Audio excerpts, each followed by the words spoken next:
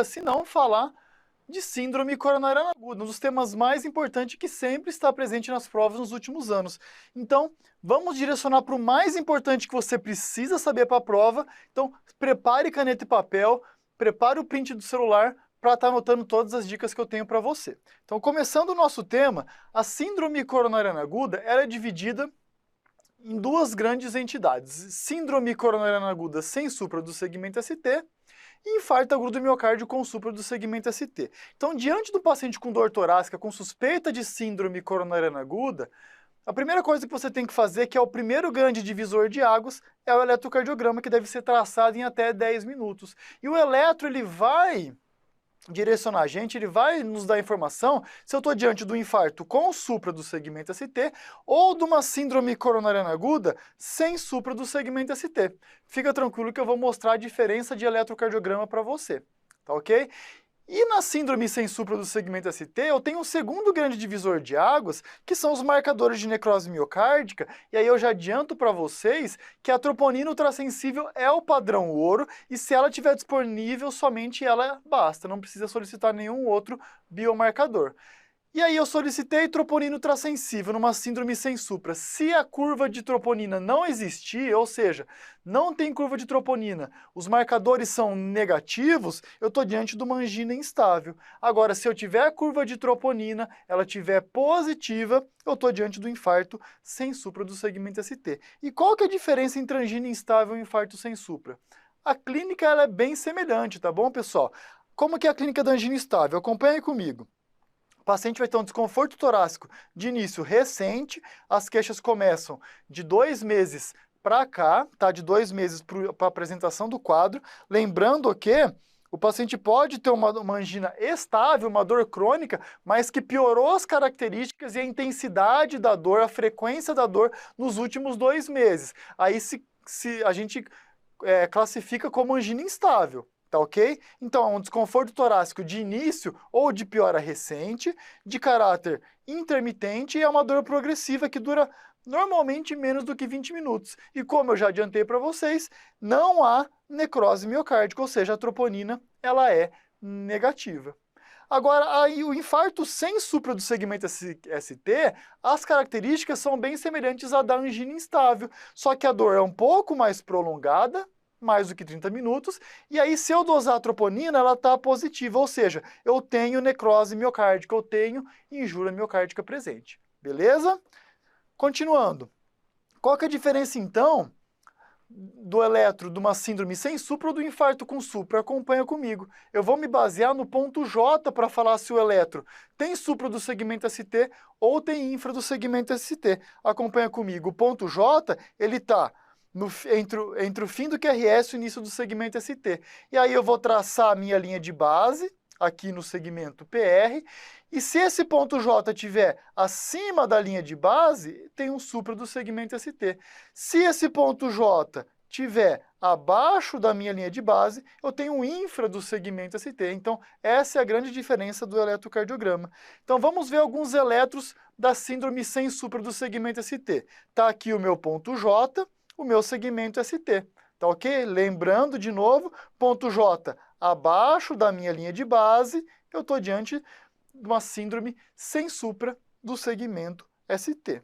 Beleza? Olha só como que pode se apresentar o eletrocardiograma no paciente com síndrome coronariana aguda sem supra do segmento ST. Pode ter eletrocardiograma normal em até 6% dos casos, pode não ter alteração alguma, e pode ter alterações diversas que não sejam o supra do segmento ST. Ou seja, eu posso ter um ST retificado, eu posso ter uma onda T invertida, uma onda T mais apiculada associada a um infra do segmento ST, posso ter um infra proeminente do segmento ST ou uma onda T invertida proeminente. Ou seja, qualquer alteração que não seja um supra pode estar relacionado a uma síndrome sem supra do segmento ST. Tá, joia? Grave esses tipos de eletrocardiograma que pode pintar aí na prova para você. E os marcadores de necrose miocárdica, o que você precisa saber? Precisa saber que a troponina ultrassensível, olha só o pote de ouro aqui, a troponina ultrassensível é o padrão ouro e repito, se ela estiver disponível, somente ela basta, não precisa pedir nenhum outro biomarcador. tá ok? Inclusive a CKMB. A CKMB você só vai solicitar se a troponina não estiver disponível. Ah, professor, e a mioglobina? A mioglobina caiu por terra, esquece, ela é contraindicada para o diagnóstico de infarto agudo do miocárdio. Então, mioglobina, esquece. E grave, então, que troponina ultrassensível é o padrão ouro. Tá joia? Então, eu estou diante de um paciente com suspeita de síndrome coronariana aguda sem supra do segmento ST.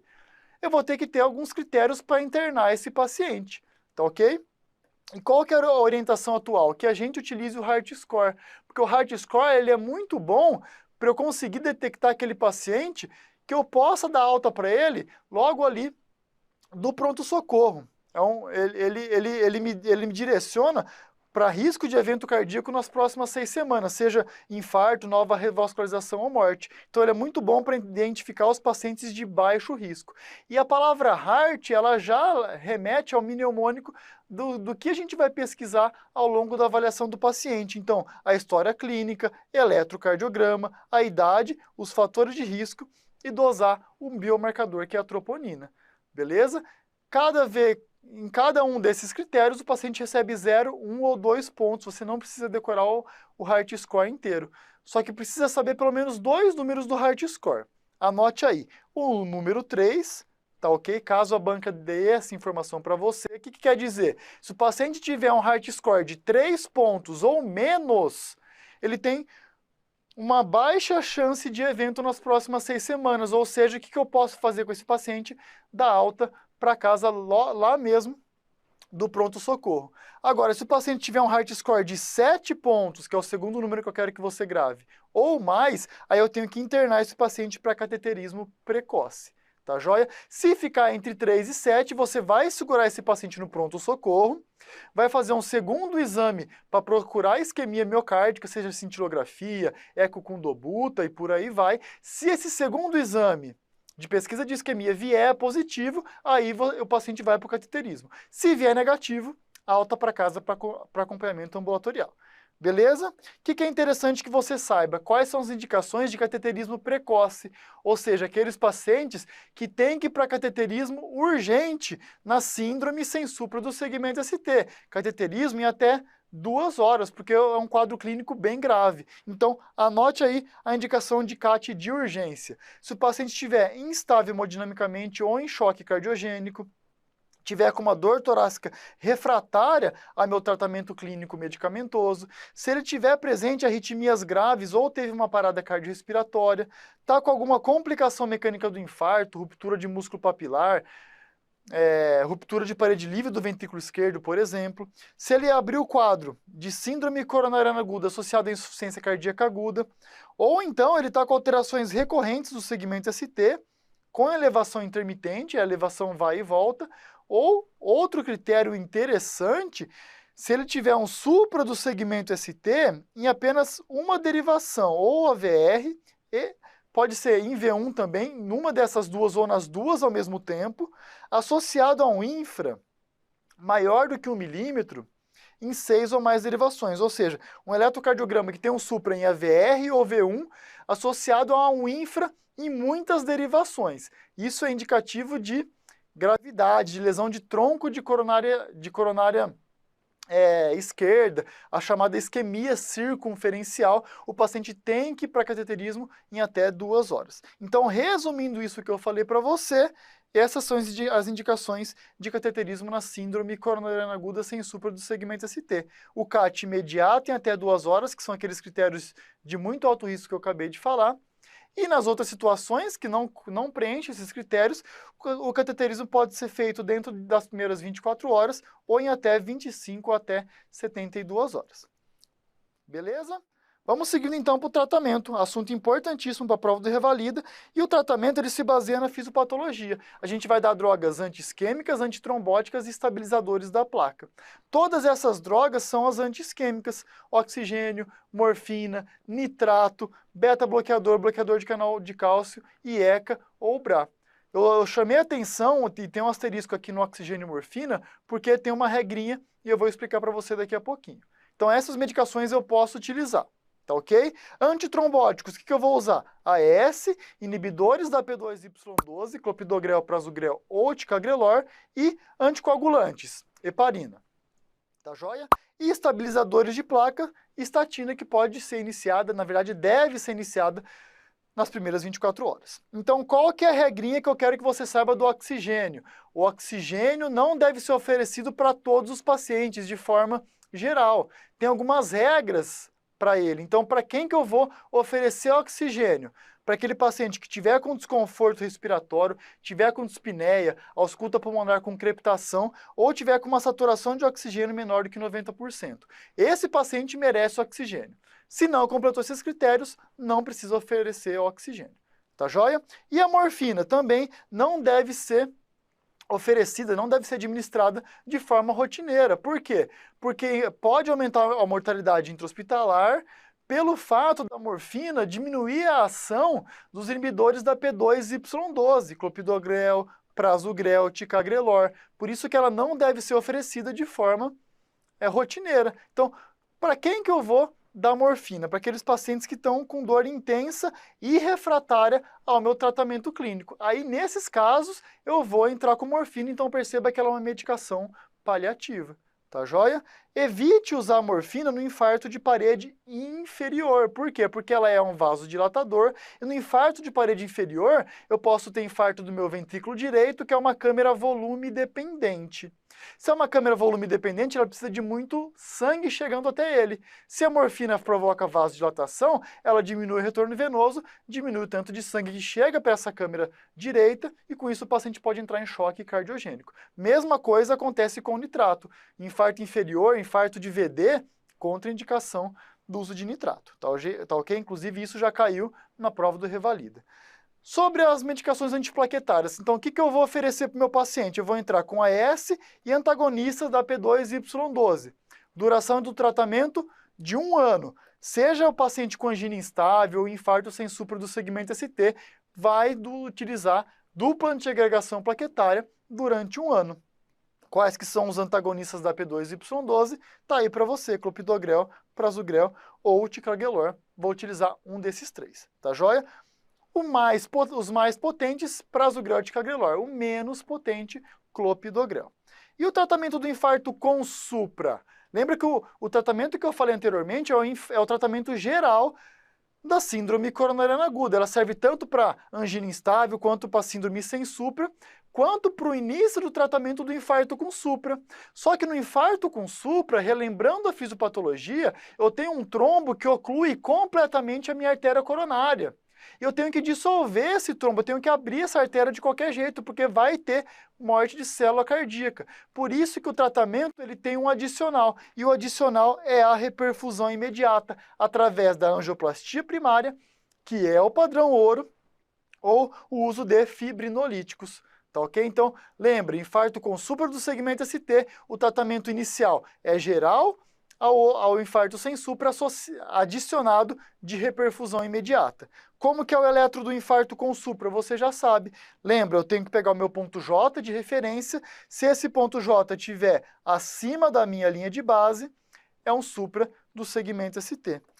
E esse supra do segmento ST ele pode se apresentar de diversas formas conforme a evolução do infarto. Então, inicialmente, nos primeiros minutos, eu tenho apenas uma onda T hiperaguda. Depois, cerca de 30 minutos, eu tenho aquele supra bem típico do segmento ST. E com a evolução do infarto, o que acontece? Esse supra ele vai diminuindo, a onda R aqui vai diminuindo até desaparecendo e começa a surgir onda Q. Com a evolução, essa onda Q vai aumentando, o supra ele vai diminuindo e vai surgindo a onda T invertida, até que na evolução, depois lá de 1 semana, muitas horas depois do infarto, eu tenho uma onda Q bem proeminente, uma onda T invertida, que pode ficar de forma permanente, inclusive, mas pode voltar essa onda T à linha de base. Beleza? Então, esse eletrocardiograma que está de exemplo aí na tela, já caiu no Revalida. Então, o que eu tenho nesse eletro? Acompanha comigo. Eu tenho um supra de V2, olha só, de V2 até V6. Estou destacando aqui para você.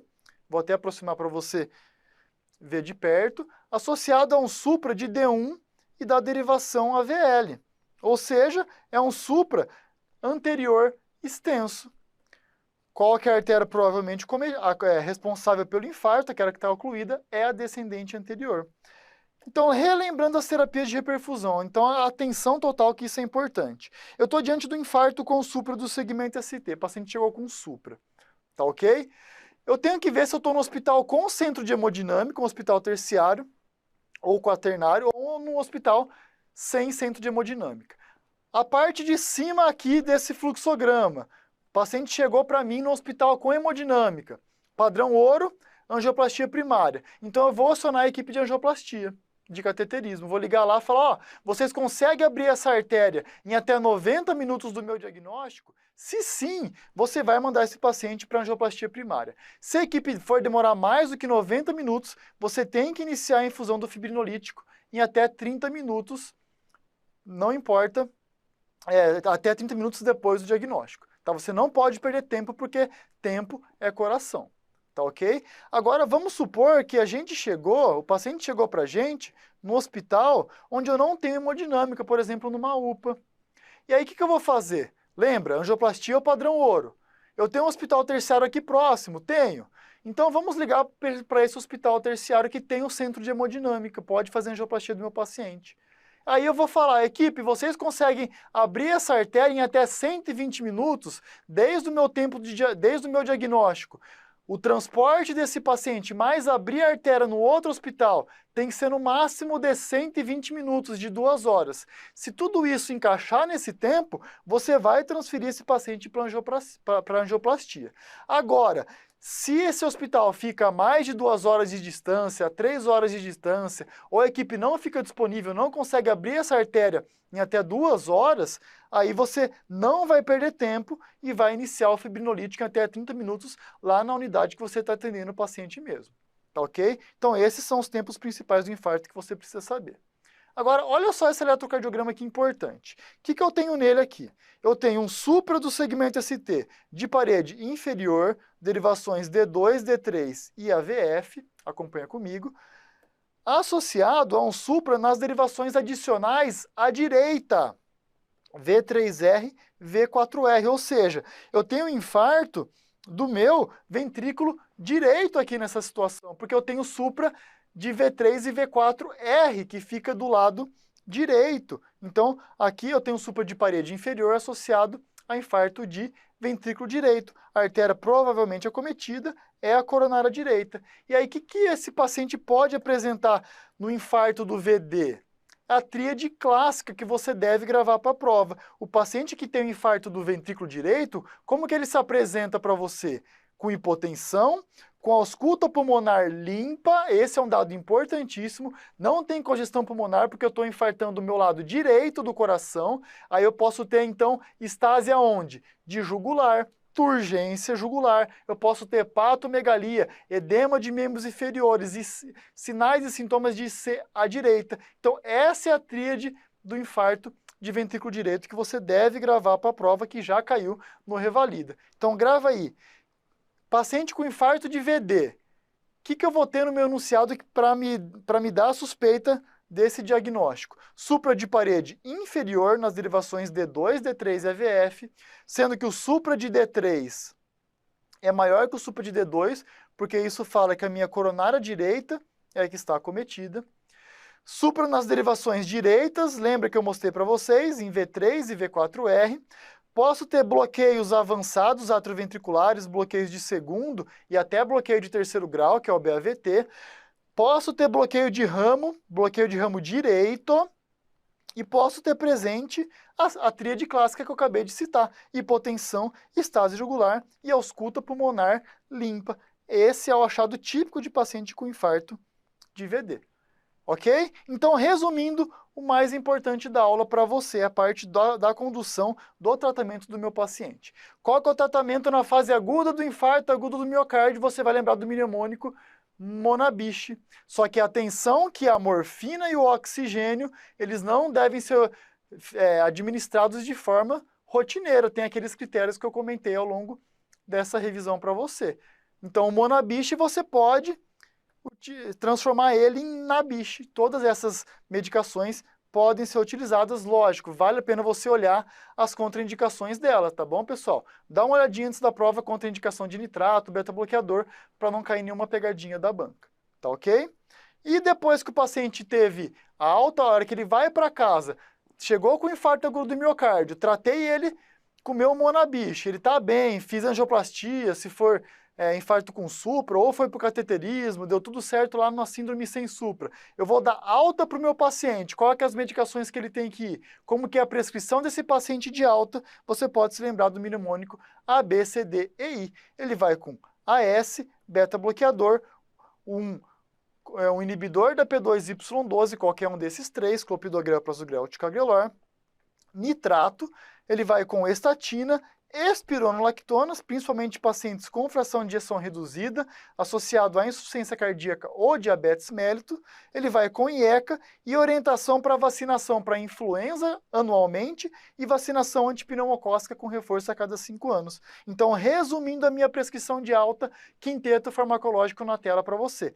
AS, inibidor da P2Y12, tá ok?